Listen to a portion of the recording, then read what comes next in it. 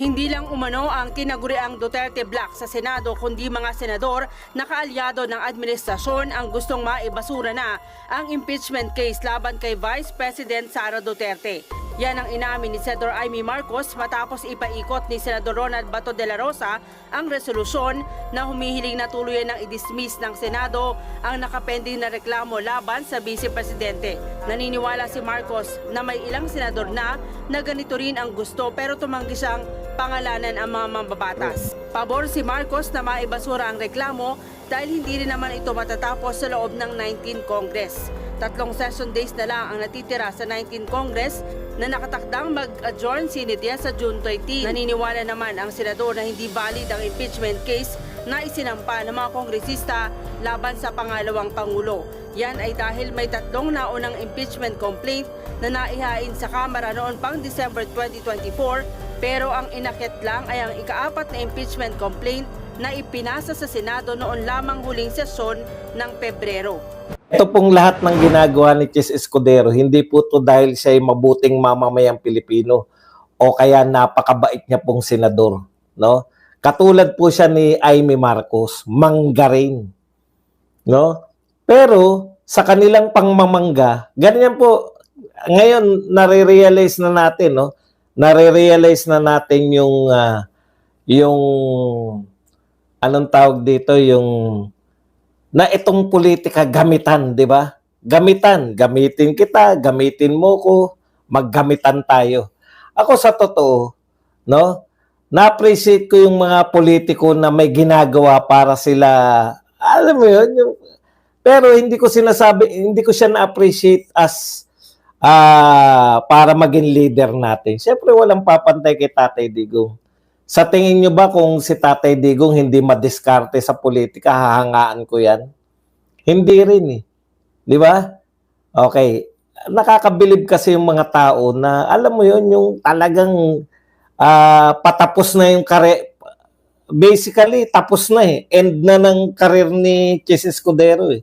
Nung nanalo tayo, kiniklaim ko po na nanalo tayo kasi number 1 si Bongo eh. 5-5 tapos may 2 paningit. Pero number 1 yung bata natin, no? Tinambakan yung number 1 ni BBM na si Erwin Tulfo. Tinambakan na mahigit 10 milyon. Kaya panalo tayo. Anyways, ang point ko lang po, 2 po ang na-checkmate ni Chis Escudero sa ginagawa niya moves ngayon, political moves ngayon. Una, na-checkmate niya yung mga maiingay na congressman.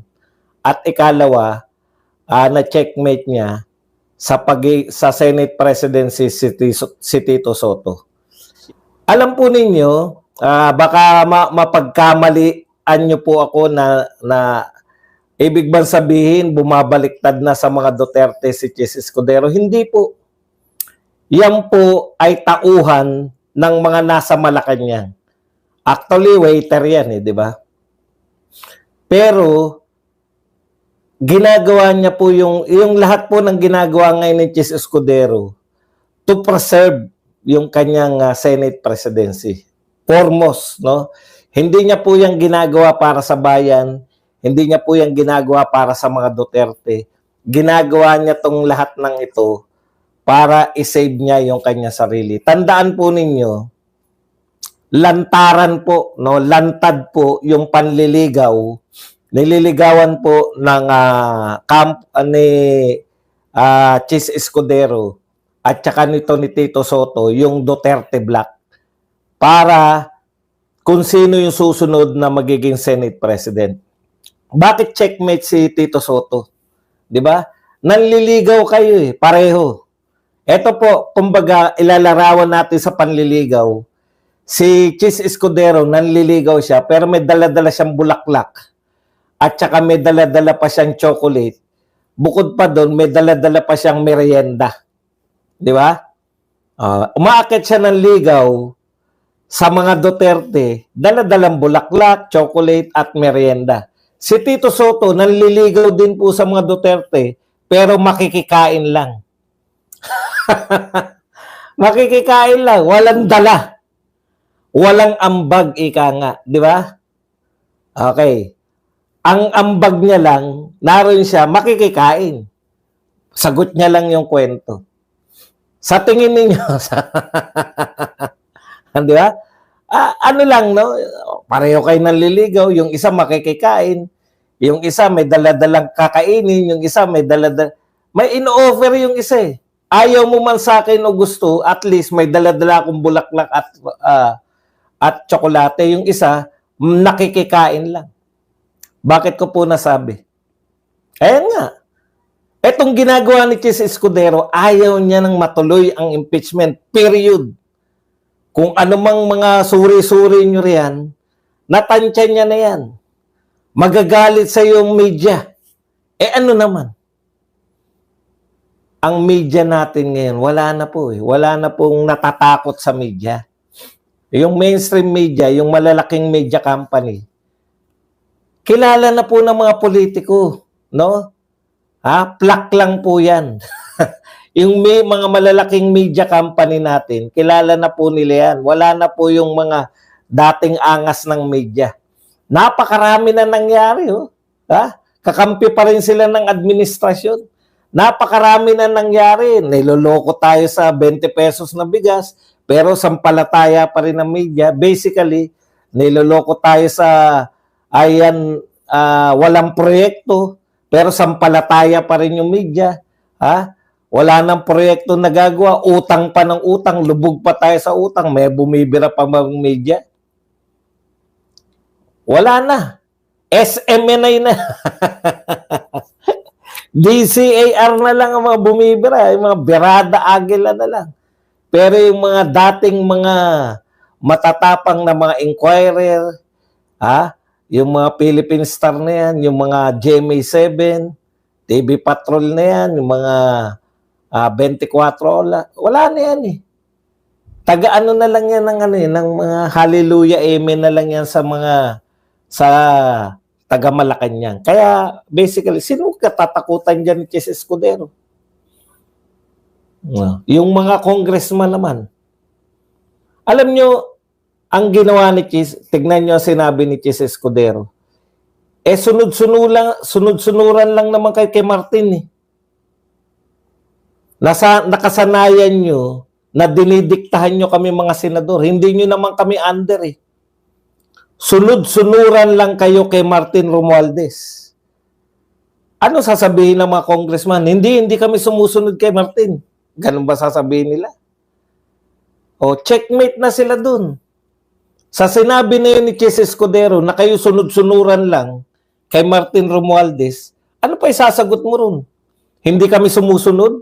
Yari kayo kay Martin. Kita mo, hindi nila masagot yun.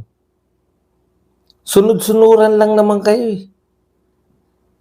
Ikalawang sinasabi ni Chis Escudero, bakit kayo nakikialam sa amin? Matagal na yan tinulugan ninyo, matagal nyo tinambayan yung impeachment, nung pinasa nyo, gusto nyo kaming madaliin. Hindi nyo naman kami utosan. Ang Senado, kita nyo, tinataas pa bigla ni Chis Escudero yung kalalagyan ng Senado. Uulitin ko po hindi ako maka-Chis Escudero. Baka kasi yung pag may biglang pumasok eh. Mangga po siya. Pero magaling siyang mangga. May pakinabang tayo sa kanyang mangga. Lahat naman niya manggagamit. Si Tito Soto. Aminado ng mga Duterte Meron kasi tayong Duterte Black sa Senate. Bongo, Bato, Robin Padilla, Marcoleta, Aimee Marcos. Pwede pa si Villar. 2 Villar. Marami-rami po yun. Manliligaw po. Nanliligaw po yung mga Senate, yung mga gustong maging Senate President. Kaya po yan. Hindi po si Subiri po. Si Subiri may sarili po siyang group. Subiri Group naman, yan yung Joel Villanueva, Subiri at saka si anong pangalan nun? Gatchalian. Yan po yung Subiri Group. Solid din yan. Ibig sabihin, kanya-kanya silang ligaw.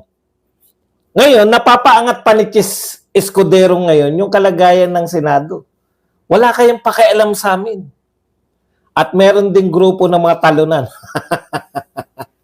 Yung mga dating Duterte na tumiwalag. Si Kokok at saka to si Tol. Tol, kumusta? Wala na, Tol. Wala. Ganun talaga, Tol. Nga? Traidor ka, Tol. Talagang ganun. Bawi ka na lang, Tol. Nagpapabango ka na ngayon. Tuloy-tuloy mo lang yan, Tol. Huwag ka na kasi liliko. Ha? Baka makabawi ka. Duterte ka na uli. Okay lang. Welcome yan. Ganyan ang politika. Okay. Ano yung pinupunto ko po rito? Nanliligaw silang dalawa. Ha? Silang dalawa yung matunog Unless na meron pang susulpot, mukhang ang magkalaban, etong si Escudero at saka to si Tito Soto sa 20th Congress. Nagmamata pa ngayon. Ngayon, naglabas po si Tito Soto. Sabi ni Tito, in-expose ni Tito Soto. Sabi ni Tito Soto, grabe. Grabe daw, sabi ni Tito Soto. Tito Soto exposes extent of Chis Escudero, delaying tactic on VP Sara's impeachment. Grabe. I just learned, sabi ni Tito Soto, I just learned that the impeachment transmitted by the HOR last February has never been referred to the Senate Rules Committee. Ay, grabe. Binabanatan mo ngayon si Chis Escudero dahil dinelay niya. Tito Soto, wala ka ng boto sa mga senador sa Duterte Black. Gusto mo palang matuloy. Si Bato po umamin na sa kanya po siya po yung nagpasimuno ng pagpapapirma para hindi na po ma-impeach. Nagtataka ko rito sa mga maiingay na Dilawan, Kakamping, mga Makabayan Black, pati po itong mga congressman, no? Nagtataka ako sa kanya, bakit daw gumagawa ng paraan si Bato para hindi matuloy ang impeachment? Wala bang karapatan ang mga kakampi ni BP Sara para pigilan yung impeachment? Politika itong pinasok nyo, huwag kayong mga iyakin. Kayo, namulitika kayo Pinulitika ninyo si BP Sara Duterte. Yang pagpipirma ninyo, nakapirma kayo, tuwan-tuwa kayo lahat nung pinirmahan nyo yung impeachment ni BP Sara. Ang saya-saya nyo. Ngayong merong kakampi si BP Sara na pumipigil sa kagustuhan ninyo. Tandaan po ninyo, 32 million ang bumoto kay BP Sara. Binoto yan ng tao para maging vice president. Kayo, 300 pumirma para matanggal siya sa pagiging vice president. Kung patatagan lang po, ano ang mas matatag? Yung nagbumoto para maging vice president o yung 32 million versus 300? Pucha, wala po kayo sa kalingkingan nang gustong maging vice president si Sara Duterte. Binoto yan O ngayon, pinulitikan nyo. Politika lang yan lahat. Patutunayan ko na politika. Sabi nyo, matatag ang inyong ano? Bakit kayo, kung gusto nyo maparusahan si BP Sara Duterte at ayaw ng Senadong mag-impeachment, bakit hindi kayo magsampa sa korte? May immunity ba si BP Sara? Wala. Pwede ba siyang sampahan sa korte? Pwede. Presidente lang ang may immunity. Presidente lang. Bakit? Pag ini-impeach nyo si BP Sara, kakampi nyo yung media, kakampi nyo yung mga gumawa ng konstitusyon. Okay, karapatan nyo. Wala bang karapatan yung mga senador na pigilan yung impeachment nyo? Kayo lang ba may karapatan sa mundo? Both ways yan. Ipaglaban nyo karapatan nyo, ipaglalaban din ng mga kakampi namin yung karapatan nilang iligtas si BP Sara mula sa inyo. Ano yan? One way lang? May karapatan kayo mambugbog, hindi kami pwedeng bumawi? Utot nyo. Okay lang sana kung nanalo kayo, talunan kayo. Nanalo kayo, congressman, pero yung senador ang pinag-uusapan. Yun ang magpapasya. Doon ang labanan. Pagkatapos ng May 2025 election, alam na namin na magaganap. Ligtas na si BP Sara. Ano man na mangyari, ligtas na. Mauwi man niya, matuloy man ang impeachment, boboto pa rin. Mahigit siya mamboboto pabor kay BP Sara. Ganyan ang politika. Huwag kayong masyadong iyakin. Mga ngalngaling kayo nagpasimuno niyan eh.